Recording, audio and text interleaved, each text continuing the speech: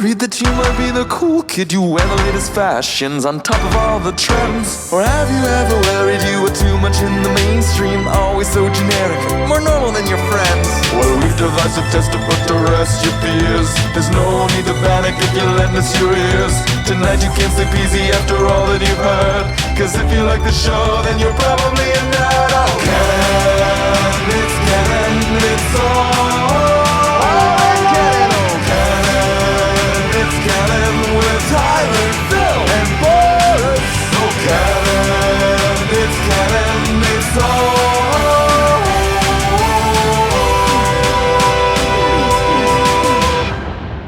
in Canon.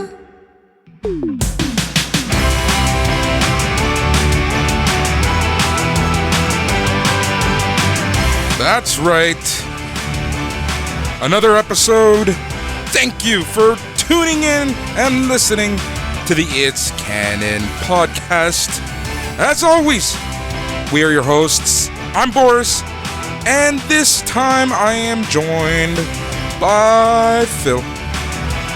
Hey everybody, how's it going? I think everyone is doing really well. I hope everyone is doing really well. It is the It's Canon podcast, the podcast where we talk about all things geek. We talk about all things comics, all things toys, all things video games, all things movies, all things TV, all things books, all things everything. And the best part of it all is that it's all in canon. That's right. We have a midweek episode out a little later than normal, but for a good reason.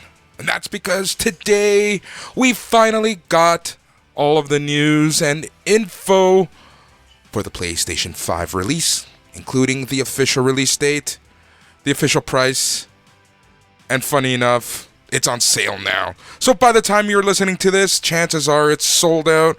But go to Best Buy, go to GameStop, go to EB Games, go wherever you have to go, and try to get it, because it's out now, for pre-orders, that is. Bill, what a day. So first off, to start the show, I want to thank you for running with the game, running with the show on Sunday. You guys did a pretty good job, so thank you. Oh, well, thank you for giving us the opportunity. It was a lot of fun. It was by the seat of our pants, as I'm sure most of you could tell. But, there's nothing like waking up with that hour's notice and going, hey, guess what? We're going to make a show. That's what we're going to do. But it was a fun experience, and thanks to everybody for not emailing all kinds of hate my way. So I appreciate it. Thank you for Todd from Tennessee for not emailing us, because I know he's still listening. I pluralize the audience lots in that, I'm telling you. It's all good. So that's right. Today we have a few important items that we want to talk about. Namely, we wanted to talk about all things PlayStation 5 now that all of the news is out, and a couple other goodies. So I think to kick things off, we will talk about the PlayStation 5. What's it going to cost? When does it launch? And when can you order it? So as I already mentioned at the top of the show, you can probably already pre-order it now. I did it. I've got my order in. So funny enough, I guess I might as well tell the story. So it's about 8:30 p.m. now. We've been trying to record this episode for 2 hours. We had some fun using some new software. And then about half an hour into the episode, well, everything crashed. I could hear Phil and Tyler. Then I couldn't. They could apparently hear me. And it was just a gong show. So we took a break. And that's when I'm like, you know what? I'm just going to, for shits and giggles, I'm going to go and see what I can do with this PlayStation 5. So I log onto a site of a mom and pop shop here in Mississauga. I thought I got it. As soon as I put in my credit card info, the site crashes. Attempt number 1. I feel like I'm trying to install Last of Us 2 as I tell this story. Attempt number 2. I went to EB Games. I'm not the biggest fan of EB Games, but, these stores will get stock, especially for new releases like this. So, in order to be eligible for the pre-order, you needed to sign up way in the summer. Early in the summer, they had this pre-sale sign-up page.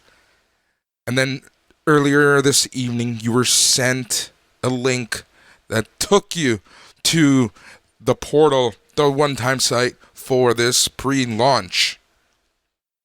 Well, I get in. I take a look at what's available. They have the PlayStation 5, PlayStation 5 Digital, PlayStation 5 with extra DualSense controller, and PlayStation 5 Digital with extra DualSense controller. Well, as soon as I put in my order, site crashes. Attempt number 3. I got, again, through my email, I noticed that Best Buy sent a pre-order now email. So I tried. And the first time it said, it went through, put in all my details. When I hit refresh to the next page, something happened. It was gone. I'm like, fuck, not again. Then, when I go in to enter my credentials to get into my account, it crashes. So on the third time, I was able to finally get through and order my PlayStation 5 extra edition, regular disc edition, I should say. No extra controller, just run-of-the-mill. And here in Canada, it's for $629.99. After taxes, it's going to cost you $715-ish. Man. I got through. And there you go. All right. November 12th. Just so people know, November 12th in the U.S., Japan, Canada, Mexico, Australia, New Zealand, South Korea, and the 19th of November in the UK and the rest of the world.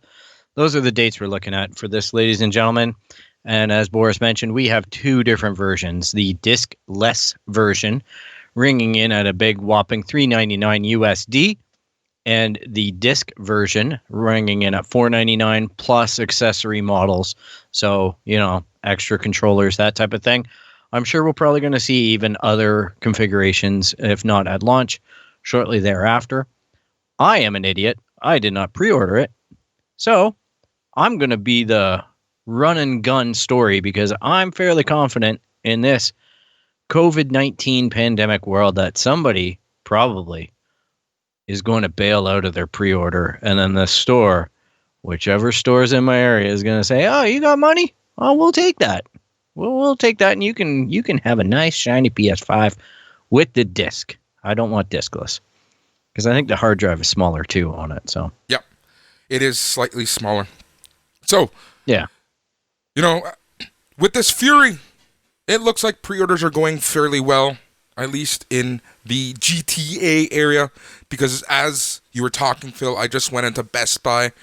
And I checked, obviously sold out online, but sold out in the stores near me. So, seems to be going fairly well. Now, same up here. Let's talk about numbers. A lot of numbers. Earlier this week, there were reports that the production numbers were dipping. And this report is coming from, analysts. As trusted or untrusted as they are, an analyst is an analyst, and people do listen to them. They have the credentials. So there was rumor and innuendo earlier this week that the production numbers were going to drop from about 14 million to 11 million. That's a big old 26% for all those people with the calculators. Thank you. Thank you, Phil. You didn't see that one coming. No, I didn't. So, that's a pretty big drop. But then Sony quickly refutes the report, saying that they're still intending to go with the number that they were intending to go with, whatever that means. So, we'll see what happens in terms of how many consoles they have. The reason why I bring this up... Go ahead, Phil. Sorry. Oh, sorry. I'm just going to add a little backstory to it from what I've been seeing and hearing and reading on the internet is basically Bloomberg ran that story. Sony refuted it. However, just in case people are wondering, there is an additional rumor, possibly unfounded, so please don't take this as gospel. But Sony are really struggling with production of the chip. There's a lot on that chip. It's a difficult chip to create, to manufacture, and initial reports were something like failure rates were in the 50% range. Now it's down to 25 to 35%. But all that really means is that Sony's really taken a hit on the sale of these things. They're also air shipping them to North America. So that's an additional cost to Sony to get these in stores in time for Christmas. So they're not taking the boat. And there's a lot of overhead on Sony because the rumor as well is that they actually dropped the price of the consoles today to be more competitive with Microsoft and try to beat them at the cash register for Christmas. And that really doesn't surprise me when you think about the games that they've been playing. Back in 2013, when the Xbox One and the PS4 were released, it was a game, the ultimate game of cat and mouse. And Sony eventually won that one once Xbox played their cards. And to me, it sounds like Sony was willing to take a hit to come into the same price range as the Xbox Series X. Yeah, and you know what? I know Tyler, who was on earlier and unfortunately can't join us on this recording. He had mentioned some numbers. And I don't know if you want us to go over those numbers, but this is a very Tyler-y thing, and that's good, right? It's something that he brings a lot of value with this kind of stuff. So just to put things in perspective, all right, on the Switch's launch, there was 2.74 million that sold. So this was Xbox One. So Switch, 2016. And we're looking in the first season, so the first quarter or two. So this is essentially the later half of the year plus the release. So we're looking at 2.75 million consoles. Go ahead, Phil. And just remember, in context to that as well, that's a good point. That was a deemed hard to find console, and it really was because the numbers were very low. 2.74 million just doesn't sound like a lot to me. I'm sure it is, but Xbox One, December 11th, 2013, Microsoft announced that it had sold approximately 2 million units in its first 18 days of sale, 3 million units for the rest of 2013 all combined. 4.2 million PS4 units had been sold through by the end of 2013.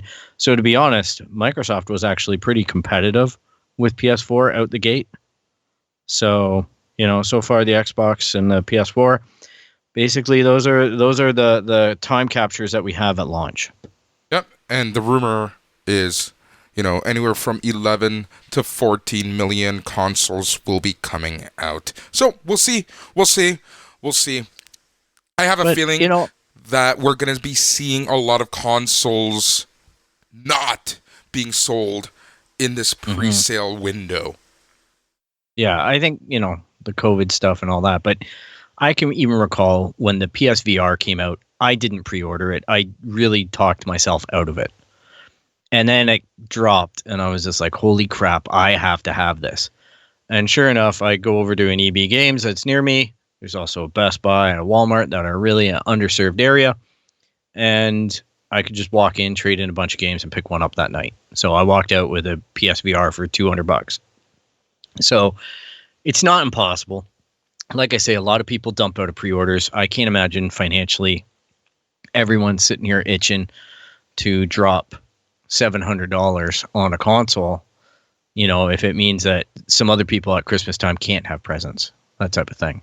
And let's be honest here, this year has not been the easiest financially, so I'm sure that a lot of people are going to be willing to wait. And just remember, just because I put in the pre-order doesn't mean that I'm going to actually pay for the console and get it between now and November, whenever they ship it. So I'm going to assume November 10, 11. I can drop out. I can cancel my order. So just keep trying. Amazon, Walmart, Best Buy, GameSpot, EB Games, wherever you can. And if Shout out to Microplay. Shout out to Microplay and all the ma and pa shops. And if you really can, do go out to your local ma and pa shop. Oftentimes, they have a bunch of systems for you because a lot of people never think about these smaller stores for such large releases. So don't give up, keep going. But, you know, things right now are looking pretty good for PlayStation 5. Now, as Phil mentioned earlier, there are two versions of the system. You have your standard edition with disc, and then you have your digital edition, which does not have the full disc. So it's discless, and it has a slightly smaller hard drive. All right, Phil. You think it'd be bigger? You would think so. All right, Phil. What version would you get? Oh, disc all the way for me. But I like the one feature that this PS5 has, the Xbox's credit, Xbox One S and the Xbox One X have 4K Super Blu-ray drives, so they can do the 4K Ultra discs. All right, it's not a normal thing to even have a Super Drive external, just like a DVD player. I have one of those, but I also have the Xbox One S. And I just like to have my media on that because the audio codecs are a little cleaner. The picture isn't coming in through an internet pipe, that type of thing. It's a great way to consume media, and just the way that they dial these boxes, they have the full HDR as long as you have screens that are compliant. They air in full 4K, so it's definitely worth the $100 for me to just have an extra one that I can use. And as well, I think data throughput is pretty high on those things. So we're looking at, even if you buy a disked game, load times should be fairly quick to that SSD. Yep, that's great. So for me, I bought the standard edition with the disk drive, and the reason for that is because, number one, I'm all digital, but when it comes to video games, sometimes I'd rather get physical. And the main reason for that is because I am still a fan of sharing games with friends and family. To me, that's an important part of, there's a lot of games I probably would not have been able to play if I didn't get a version from someone else. So, even purchasing the games themselves, I tend to go in the physical realm as opposed to digital. So I bought the standard disc version. What I didn't do is buy anything else. So I'm literally getting the system and a controller. No game. You know what? No extra controller. That's okay to do when you're talking about this pre-order system from a big box store. But I would say if you're going to go to your local microplay or mom and pa shop, which microplays are independently kind of owned and operated. They operate under the franchise thing. But those people, when you go in and let's say you buy the console, that's a really low markup item for those stores. And I know throughout this whole pandemic, it's been said and touted, you should shop local, support local, stuff like that. I really strongly urge anyone that's going into these stores to pick up accessories and games. All right. And if you can't get the console if you get the console at a Best Buy or an EB, that's great. But go to those mom and pop shops and order your games and your extra accessories and make sure that they feel the love, because I just worry that we're just going to be a digital only argument with Amazon about their stock for the rest of our lives versus actually supporting local people and employing and making sure that those people have money to take home to put food on the tables for their family. Yep, that's exactly it. So there you go. We'll see. Now, that being said, I do buy digital games a lot because I don't want to line up at midnight. I got to say, Microplay near me posted this whole big picture about how to do a 24-hour drive-through, like a midnight release drive-through, how to route the cars, pick up your 3D Nintendo game tomorrow night, the Mario re-releases, and route out onto the street in a pattern. And they posted that online just so people are able to, they're able to process people with a wireless payment system and get you your game at midnight, which I think is great. Yep. No, that's awesome. So yeah, that's exactly, I'm glad that you brought that up because that's exactly what I'm going to do. I have my system now for games, accessories, anything extra I need. I'm going to go to the mom and pop shop, support them, pick up my Miles Morales, which is 65 Canadian.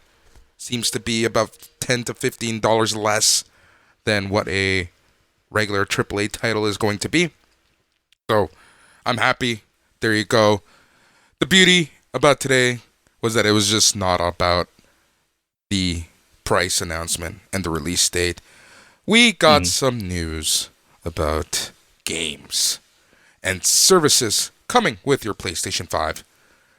Now, one thing that, Phil and I have talked about many times, Phil and Tyler have talked about, Boris, Phil, and Tyler have talked about, and that's, the lack of AAA titles that come out at release. When we were going down the list of PlayStation 5 release games, or even release window, I should say, maybe 25% of them I would think about buying. So that's just like one of the downfalls of always getting into the system day one. So one of the big announcements here is that God of War is back. So the long-awaited follow-up to God of War is official. We don't know much about it, but it does appear to be called Ragnarok, and that was a heavily suggested rumor. And it is expected to launch sometime in 2021. Yeah, it's kind of crazy to think the last God of War released probably after the last Halo, and they might tandem launch with the new Halo. Sorry, I hate to be an ass to Microsoft, but it kind of made me think, like, man, that studio's busting their hump, Santa Monica. Like, come on, guys. Like, holy cow.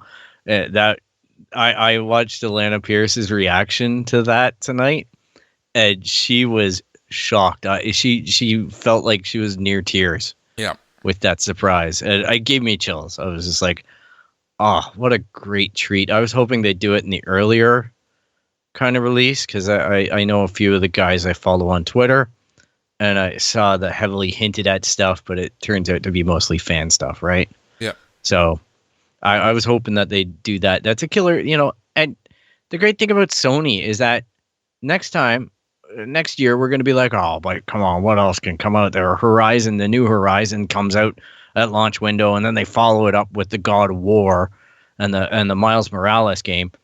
But then they can just drop on us like, a new Uncharted.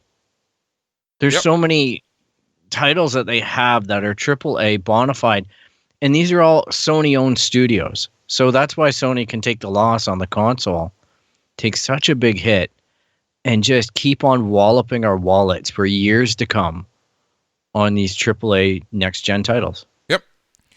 The other big announcement is that PlayStation Plus is getting an extra bonus. So Sony also announced the PlayStation Plus Collection, a new feature for its subscription service that lets subscribers play a huge range of classic PS4 games on their PS5.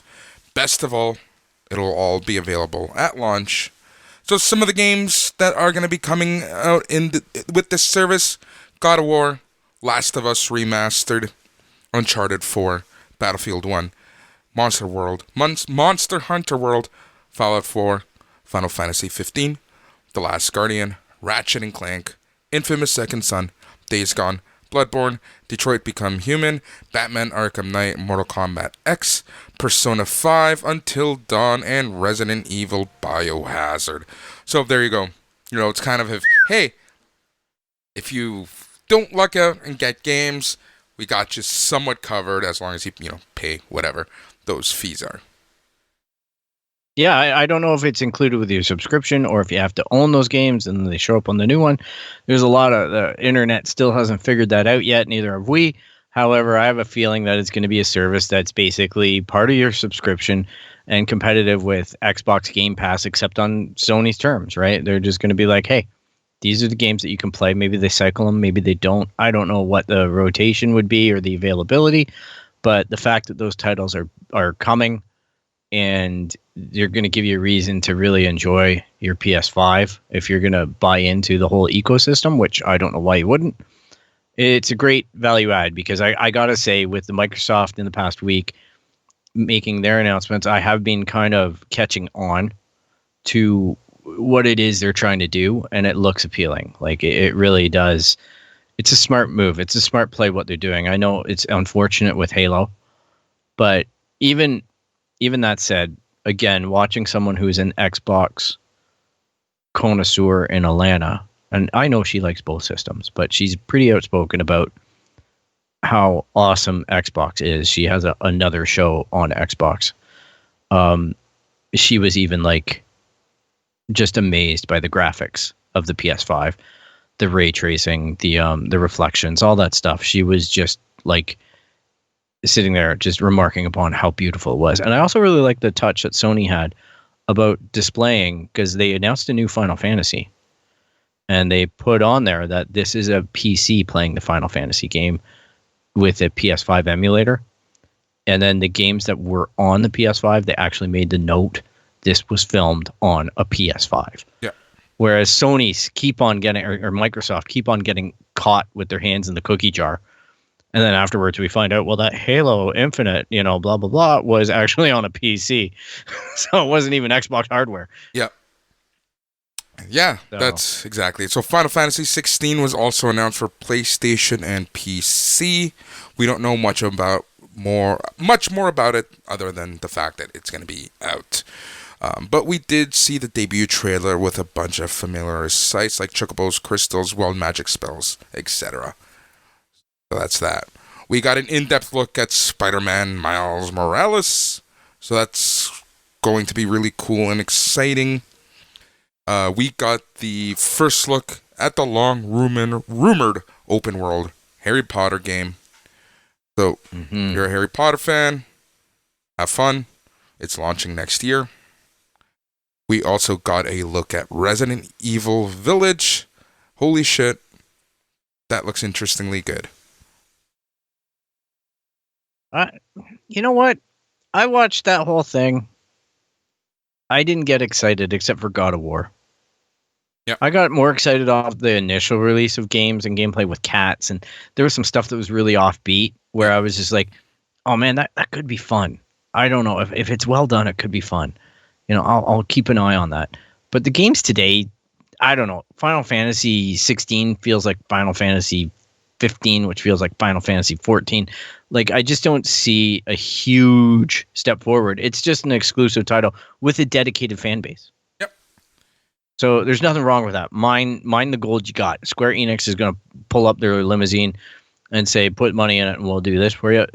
Go for it, obviously. But I didn't feel inspired by today's game showcase, to be honest. I don't know. Clearly, I'll have to go back and review it.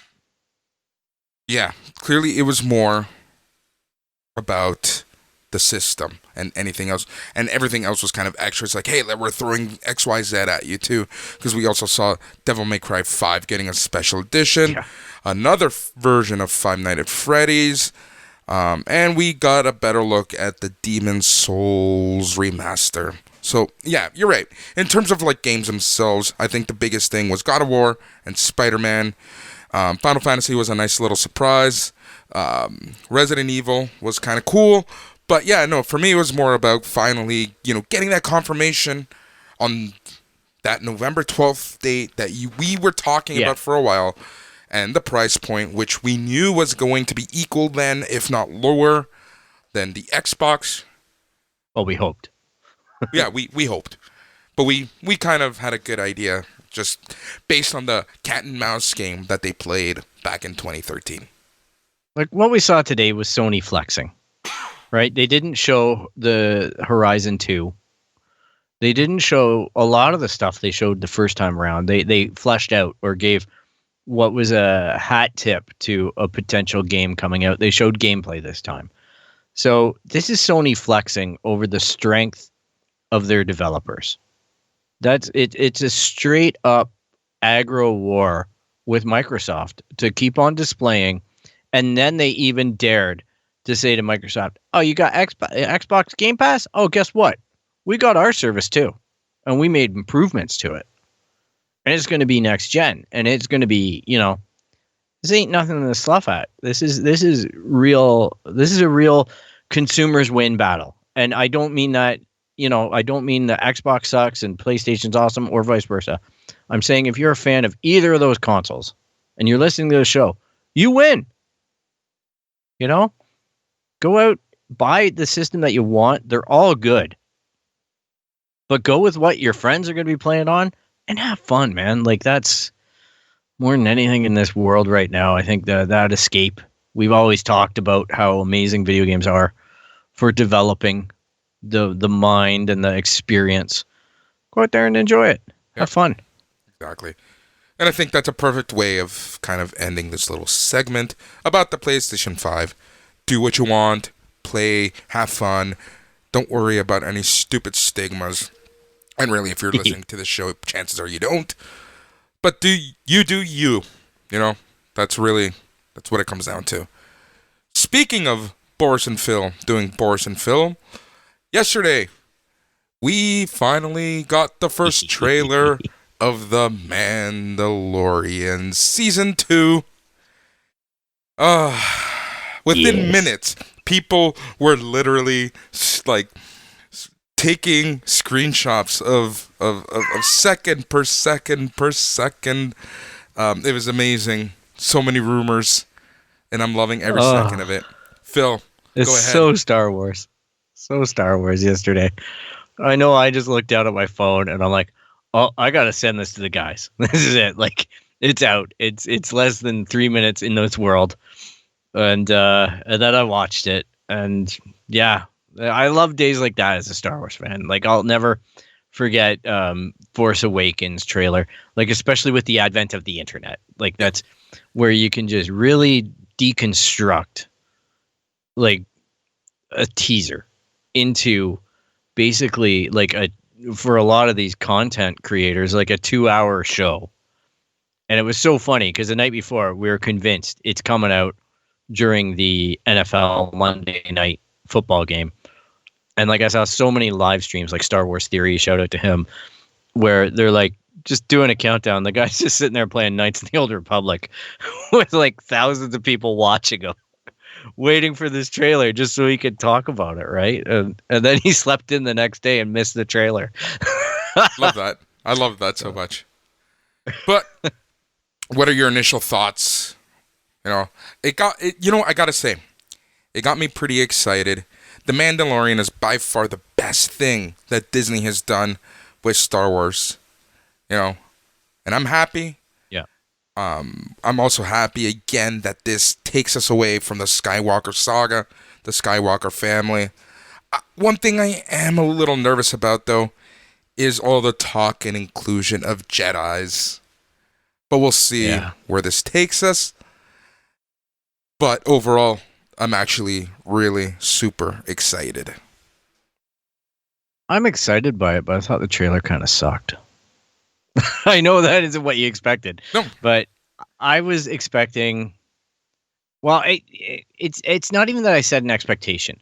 I wanted it to excite me more. I just found that there was a lot of dead space in this. The majority of what we hear is a speech made by the Mandalorian metalsmith about returning the child to its origins, setting the tone. I'm fine with that, but there was no new dialogue. There was very little except for the Star Wars quips, right? The images were vague at best. Ahsoka wasn't in the trailer, which was heavily rumored. I'm not too upset about her not being in it because my understanding is it's a very limited appearance anyway to launch her own show is the intention. I just found that, when the majority of your trailer is monologued by last season talking, and then the highlight of the trailer is pure darkness.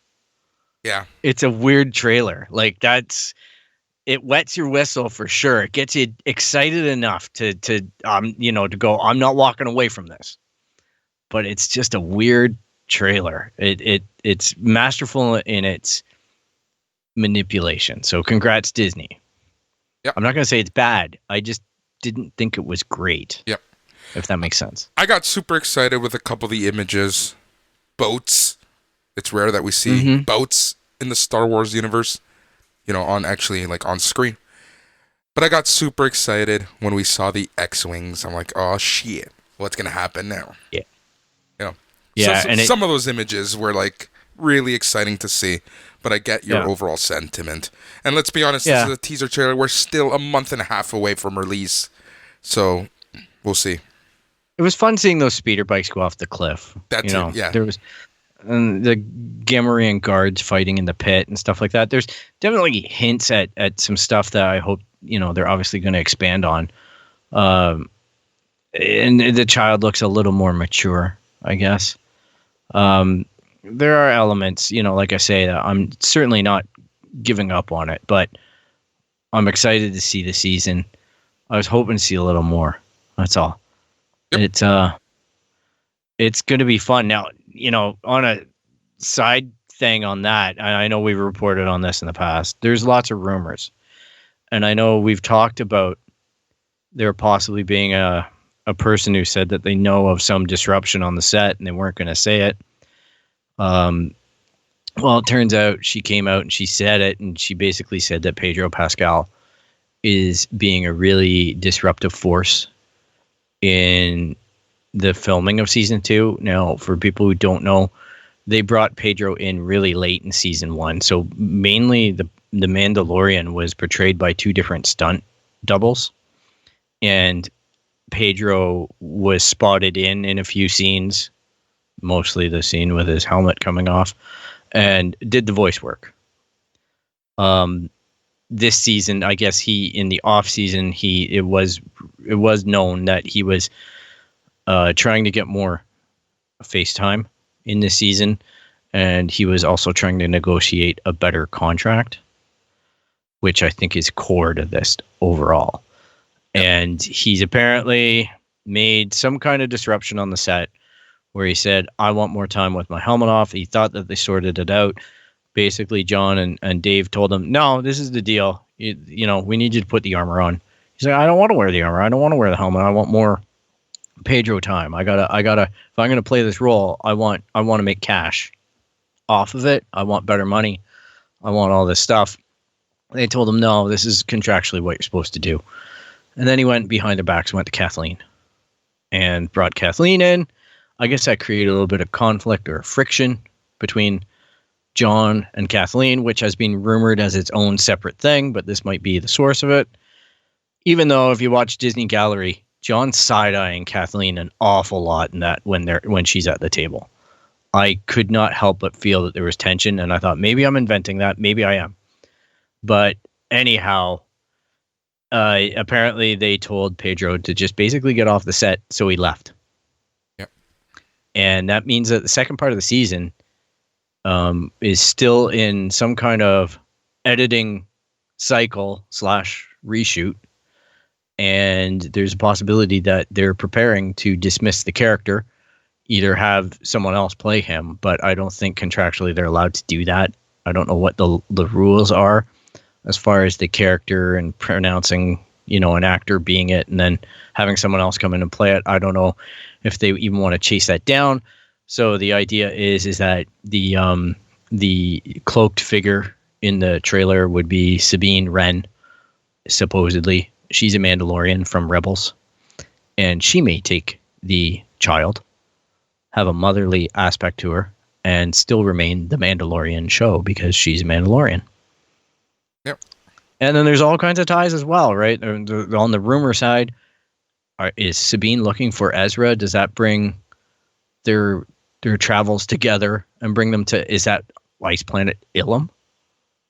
And as well, for people who are listening really closely, we got the Jedi Fallen Order music opening up the episode. So there's lots of gooey stuff happening with other Star Wars properties, which is kind of cool. It is really cool. What's your reaction? To what? All of it.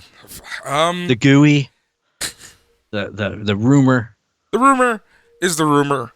Until we see something actually happen, I'm not going to really say much to it.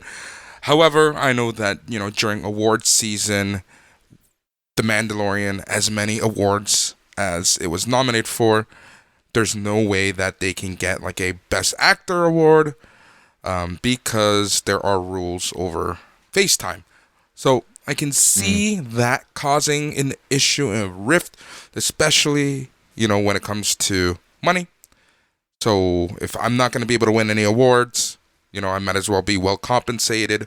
So I can, where there's smoke, there's fire type was what I'm trying to say. I don't know what the details are. This also goes hand in hand with a lot of the Kathleen Kennedy being removed rumors or leaving rumors. So, it's hard to really speculate, but I'm sure that within the next 6 months, year, we're going to be seeing some changes at Disney and some of these properties. So we'll keep a very close eye on that, and we'll report back and give the truth always comes out. Right? Exactly. That's the beauty. That's what we're going to see.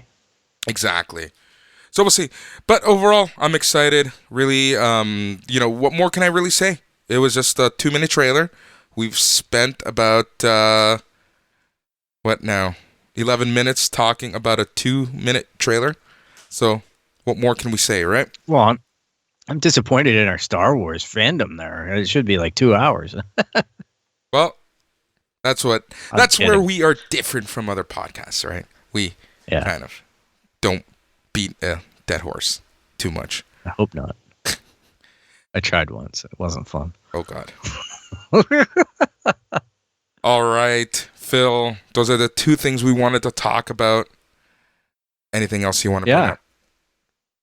No, I'm sure, on future episodes, as news develops, we're going to be talking about this stuff a lot, especially the PS5 and the Xbox Series S and X, which sounds like sex, and diskless sounds like dickless, and I don't know. There's so many deviant ways of saying all this stuff, but it's our new vernacular.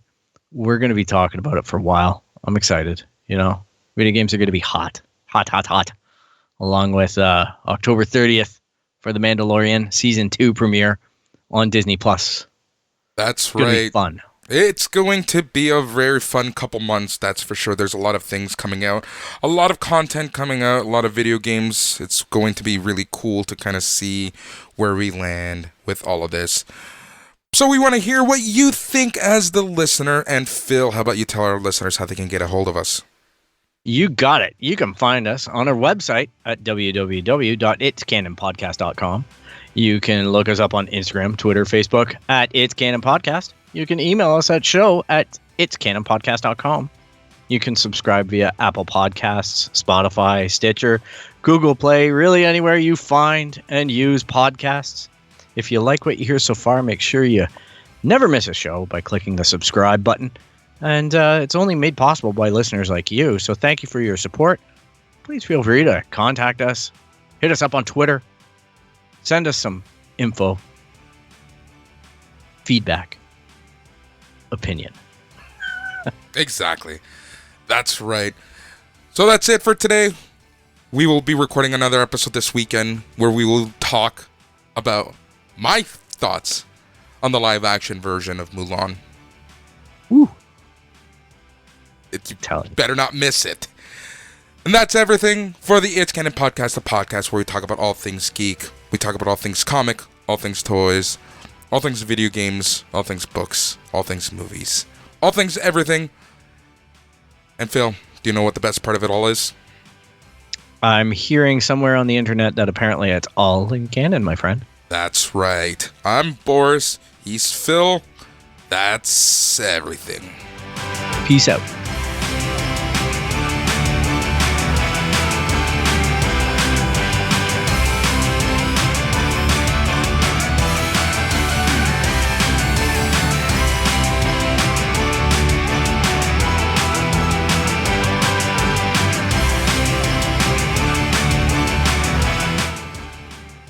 Finally got that done. Yeah. Another one down.